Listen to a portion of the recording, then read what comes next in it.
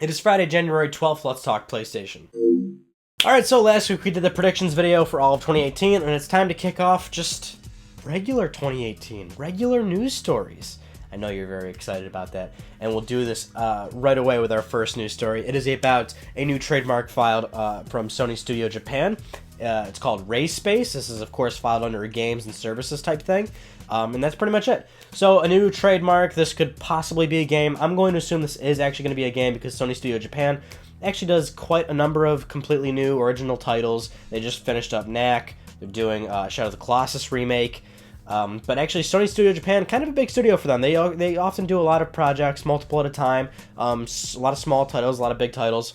This, if I had to venture a guess, I'd say this is probably a smaller title, probably something on PSN that will be announced or released relatively, I don't know, not relatively soon. Maybe, I don't know, we could possibly see it in the next 6 to 12 months. In news that nobody cares about, much like I was talking about in the predictions video, but PlayStation Now. So this was recently announced. More titles being added to the service. So right now, the current standings is 120 PlayStation 4 games for a total of 600 games on PlayStation Now.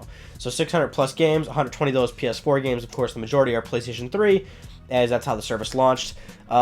Still a lot of games, still a service that nobody wants to use, and I totally understand that. Although it is somewhat eye-opening to think about it in the grand scheme of things in terms of value, because that's a big thing for consumers nowadays, and a lot of gamers, they hate spending $60 for a game. Then they bitch about season passes, microtransactions, and all the insidious behavior that publishers do, which is totally understandable. But if you're the kind of person that doesn't mind streaming your games, it is kind of crazy to think $100 subscription for the year and you've got access to 600 games, and 120 of those being PS4 games. That's seems great, but it's just so many people don't want to stream their games. I really want to know how many subscribers are actually have PlayStation Now.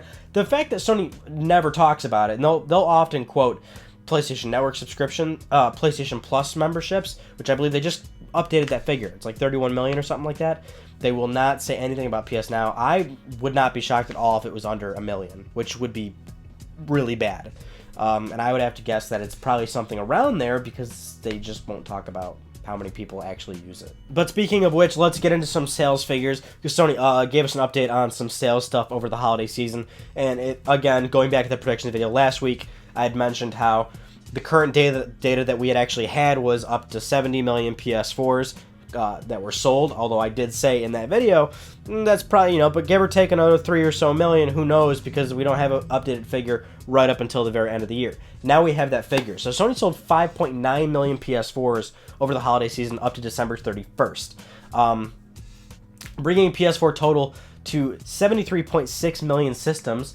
So I was pretty close on that. Add another 2 or 3 to that, and that's probably where Sony's at. So actually, my prediction, I was a few million systems off. And in terms of software sales, Sony sold 55.9 million PS4 games over the holiday season. That's actually a 10% increase from last year. Although hardware sales are actually down from last year, unsurprisingly. Why would now you might be asking, why would PS4 hardware go down but software sales go up? Well, the PS4 is now a matured system. There's only so many systems you can sell to people, and considering it makes sense that software goes up because a lot of people have PS4s, more people are buying games. I would not be surprised at all if next year we will see a continuous decline. Maybe even software will also go down as well. But at some point it's got to bottom out. And even then, it didn't even go down that much from last year. This is still a lot of systems that Sony is selling, and once again, they are very likely to exceed PS3, which has stopped at around 83, 86 million some odd systems. So Sony is still doing quite well with PS4. So Game Informer had a pretty big story and run with God of War this past week. A lot of details coming out about the new God of War, which is very interesting to talk about.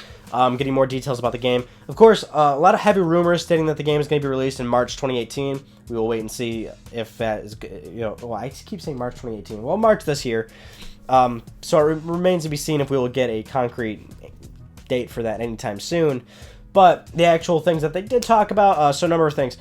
One thing being, Cory Barlog, the director of the game, said he was brought in to break the rules, quote-unquote, which he certainly did because the game looks drastically different from any other God of War that we've normally had.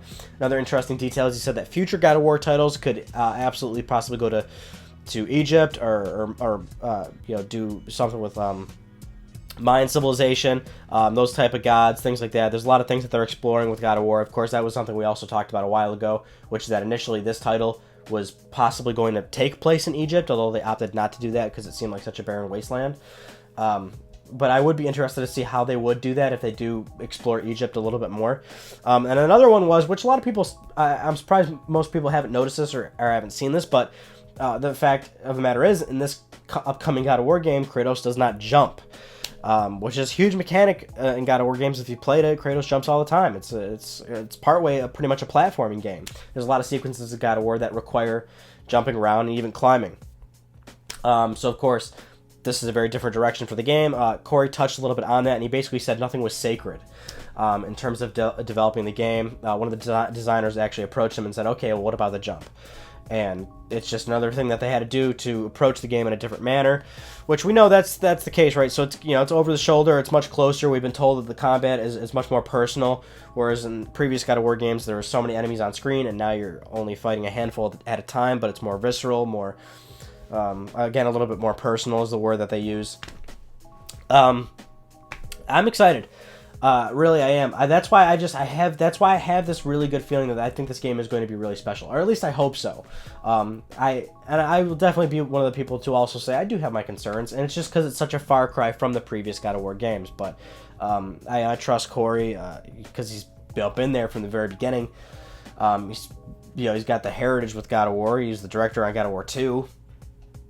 And Sony Santa Monica knows what they're doing. They aren't. This isn't their first rodeo, but I can't wait to actually play this game for myself. Now, for our founder news story, I thought I would include this and just mention it real quick and then move on. Then I thought, you know what? Ooh, there's an interesting spin to this that I initially thought of right away, and I was like, yes, a good rant can be brought out of this, and who doesn't love a good rant? Of course, if you haven't read the news story already, by the end of 2018, Sony expects around 280 PlayStation VR titles to be available, which is a lot. That's a lot of games. In fact, currently, Sony says there's about 150 games available, which that is a lot of games for a platform, which is what PlayStation VR is. It's an entirely different platform. Great that you need a PS4, but you know what I mean. And so the rant, of course, is the still ridiculous notion that some people don't seem to understand that VR is not a gimmick, or that it's not absolutely the future for gaming. And when I say the future of gaming, and when other people say that, that's not necessarily saying the absolute medium. There's not going to be a situation where PlayStation 6 comes out and it's exclusively VR. In fact, I'm a tried and true believer that we are probably still going to be playing on TVs and controllers for the next, good lord, who knows, 20, 30, 50 years, But absolutely, VR can be an incredible extension, and it can be its own platform and have its own library, like it's demonstrating right now. And some people are even looking at that and thinking, oh, it's still a gimmick. Like, how is it still a gimmick when you've got the possibility of 280 goddamn completely independent virtual reality games? Now, sure, some of these games can be played in without virtual reality, and that's great too. In fact, that's pretty much a best case scenario, where you can play games without virtual reality. So it doesn't necessarily force everybody to. Well, it's not even a forced thing, because certainly you're vouching to play in VR if that's the case. But a vast majority of these titles can only be played in virtual reality, and that's what's so unique about it, because it's a unique input method. Things like, and this is what I'm getting at too, is that there's so many games that developers put their blood, sweat, and tears into making from start to finish. These are games that are, that's what I'm saying, they're entirely unique. This is not like Move or the iToy on PS2 or the Kinect camera. That's actual gimmick bullshit. People don't see, like, how are people grouping this into that same category? It's mind blowing to me.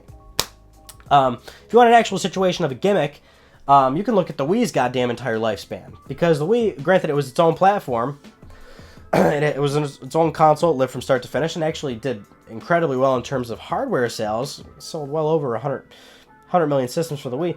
But that was such an outlier thing, and what's the outlier aspect to it is that it gripped people initially with like one specific title, which was Wii Sports, or maybe a few other handful of titles that you'd have your friends and family come over and play it and go, oh, this is really fun. And it was an inexpensive system too, with an initial price point of $250, and getting even lower in subsequent years. But what you fail to understand about the Wii also is that it had terrible third-party support, there was tons of shovelware on it, and what's funny is that a lot of, AAA big, like some of the best games on Wii are played with a regular GameCube controller, or the Pro controller, or holding the Wiimote sideways and playing it like a regular video game system. It seems like a lot of games on the Wii actually tried to mitigate using motion sensing to just play it traditionally, because nobody wanted to use that input method exclusively for their full game. And yeah, granted, I'm not saying like it didn't work or it wasn't fun at certain times, but you could absolutely see the problematic nature of that system throughout its entire life cycle. Whereas PlayStation VR or any other VR headset, I mean, even Vive just recently announced an updated headset, which that thing looks like an absolute beast. It looks awesome.